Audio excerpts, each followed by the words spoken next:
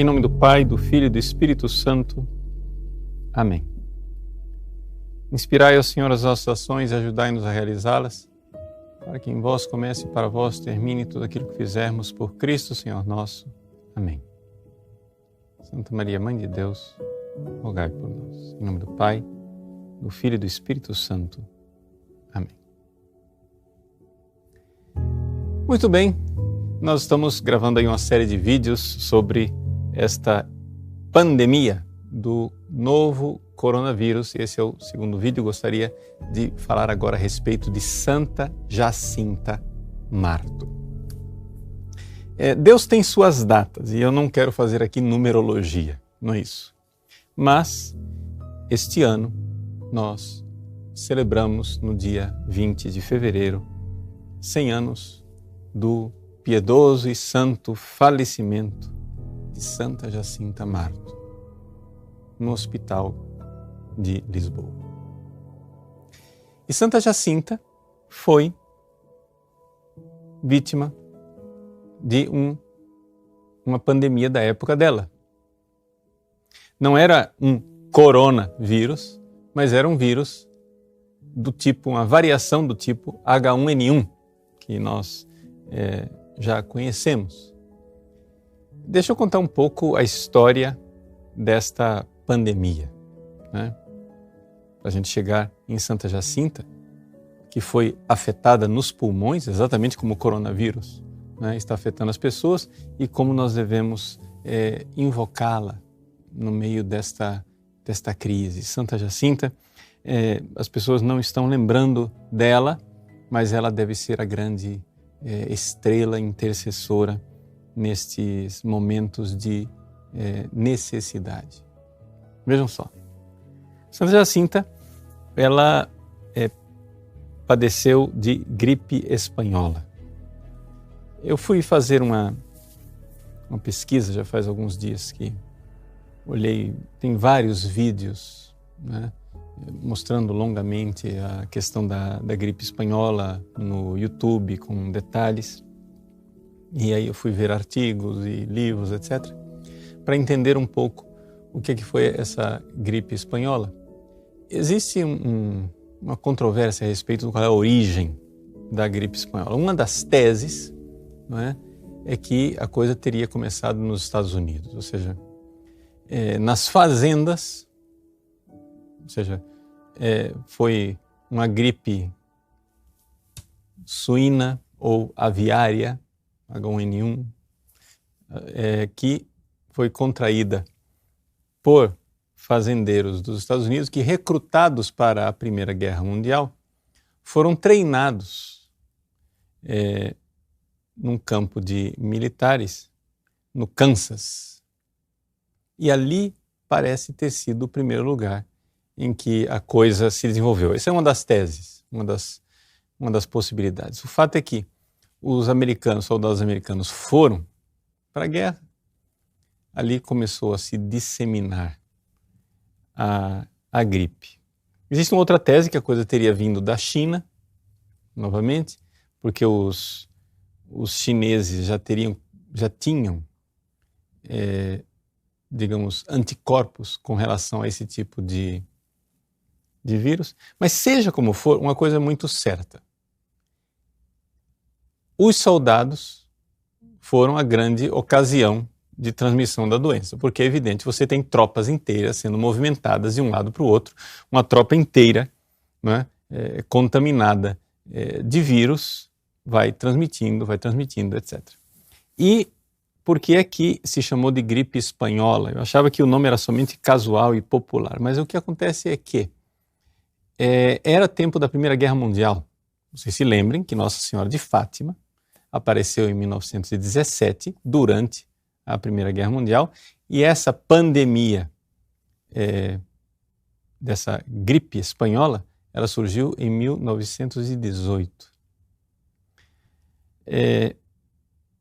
que era também durante a guerra, estava acontecendo a guerra.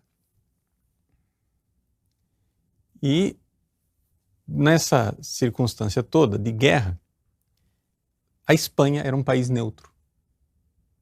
E sendo a Espanha um país neutro, as pessoas começaram a morrer de gripe e os jornais espanhóis noticiavam. Enquanto os outros países estavam em guerra, as pessoas morriam de gripe, mas ninguém, era tudo censurado e não era noticiado.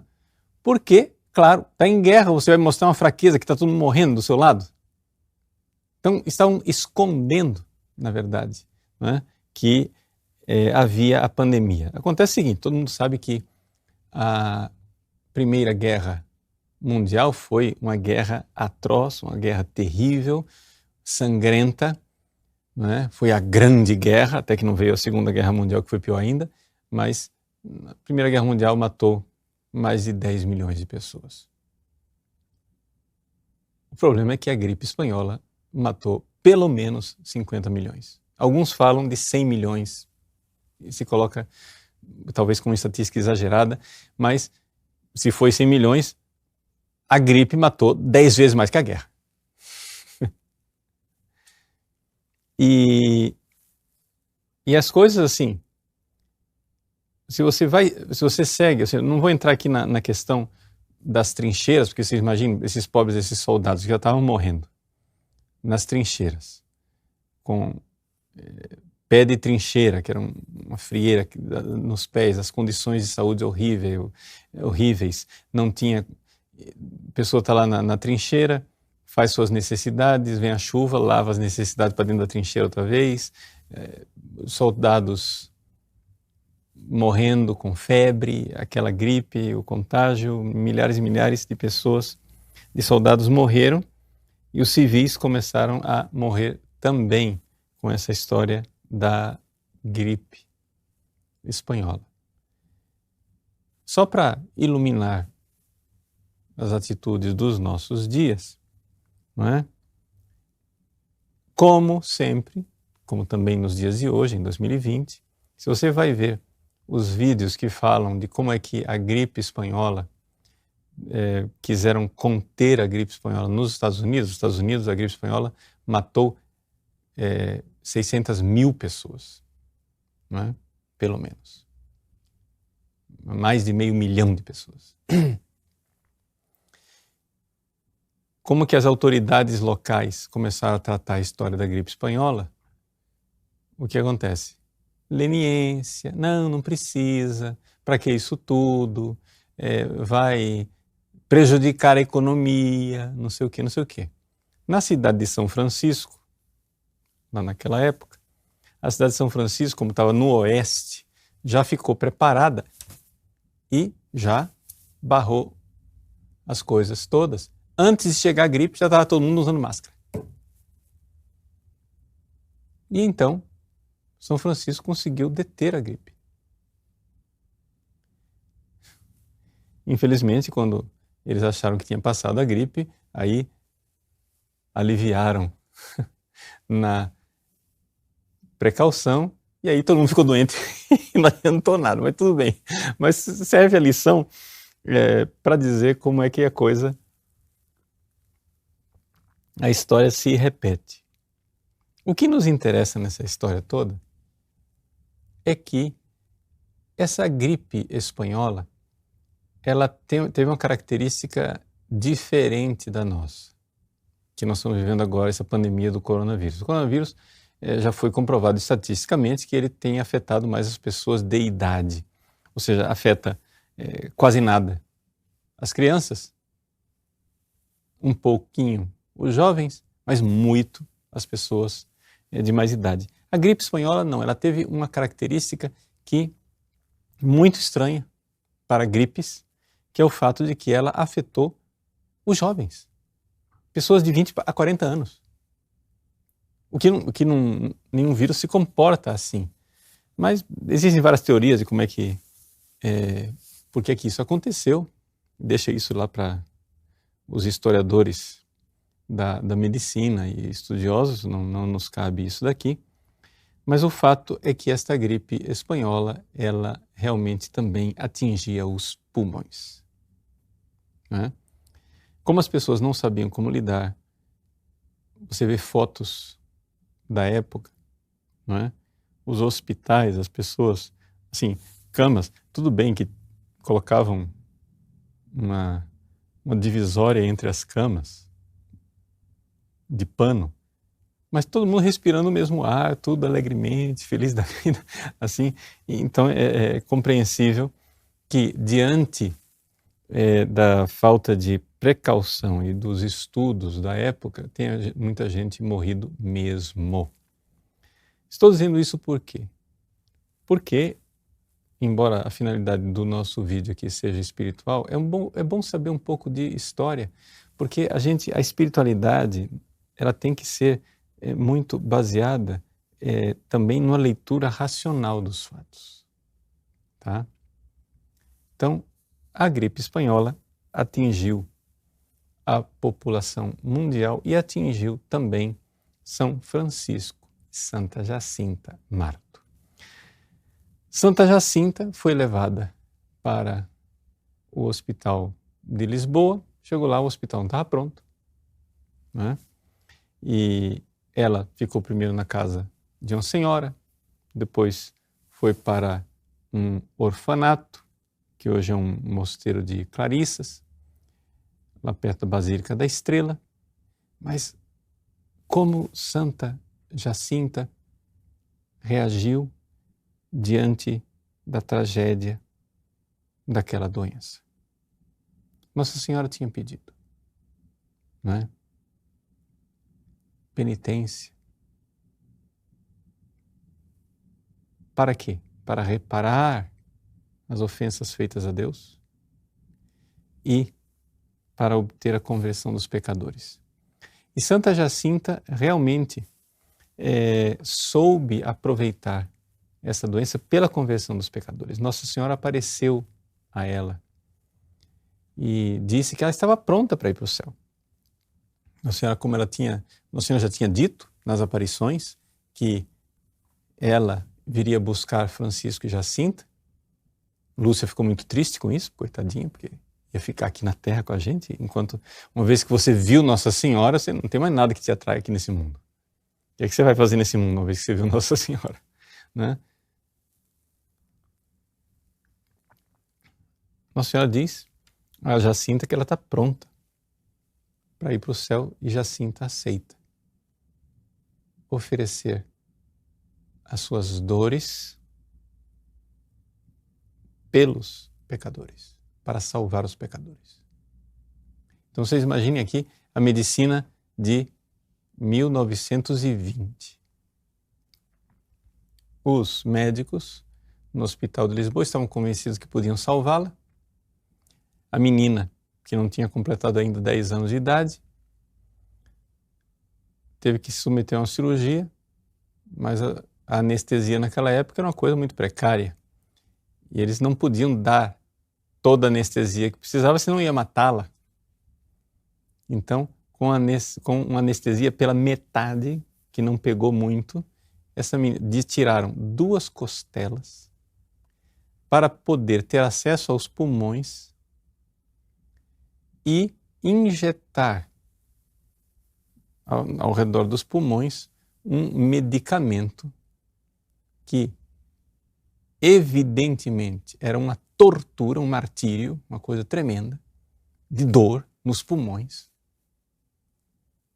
na tentativa de salvá-la, de que ela fosse resgatada. Vejam, meus queridos, essa menina que sabia que nada daquilo ia adiantar. Nossa Senhora tinha dito para ela: se você for lá, você vai morrer mesmo assim, mas vai para... você vai se oferecer para converter os pecadores. E Santa Jacinta, então, aceita. As enfermeiras, muitas delas afastadas da religião, da fé, ficaram edificadas com a bravura, com a coragem, com a grandeza extraordinária daquela menina. Então, são 100 anos destes acontecimentos. E para Deus não há coincidências, né? Ela entregou sua belíssima alma a Deus no dia 20 de fevereiro de 1920. No dia 20 de fevereiro de 2020 nós já estávamos com a pandemia, não é? E ela, portanto, é uma luz, uma intercessora para todos os aflitos, todas as pessoas necessitadas nesse momento. Se agarrem, né, com Santa Jacinta, com Nossa Senhora de Fátima. Agora, é importante recordar o seguinte, que estas coisas, estas doenças, epidemias e tragédias são uma grande ocasião de crescer na virtude. Porque de nós sermos os santos que Deus quer que nós sejamos santos. Muitas pessoas estão sofrendo, como Santa Jacinta sofreu. Você talvez não esteja contaminado com o coronavírus, você não está ainda, não contraiu a doença, ninguém da sua família contraiu a doença, mas você está em casa privado da missa. Mas você não está privado de Deus. Você não está privado da fé. Você não está privado da graça. Você pode amar. Você pode amar. Santa Jacinta morreu sem a consolação do viático. Ou seja, ela tinha comungado dias antes, mas no hospital, quando finalmente ela estava muito mal e viam que ela ia morrer, ela pediu um sacerdote, o sacerdote veio, ouviu a confissão dela e, como já era tarde, ele prometeu que iria voltar no dia seguinte para lhe dar a comunhão. Naquela noite ela morreu antes de comungar. Então, são coisas assim que a gente se une aos santos. Você não tem a comunhão eucarística, mas faça a sua comunhão espiritual. Se una aos santos, cresça, cresça. É o momento realmente da gente ter essa fé maior. Vejam, nós precisamos aqui compreender que esses intercessores no céu estão não somente nos dando exemplo, estão pedindo junto conosco a graça e a força necessária para vivermos a vida de Cristo. Jacinta no leito do hospital não é Jacinta. Jacinta no leito do hospital é o Cristo. É o Cristo que se entrega pela redenção do mundo. E ela, como São Paulo, pode dizer, como todos os santos podem dizer, vivo, mas não eu, é Cristo que vive em mim. Isso que Deus espera de nós nesse momento de pandemia. Deus abençoe você. Em nome do Pai, e do Filho e do Espírito Santo. Amém.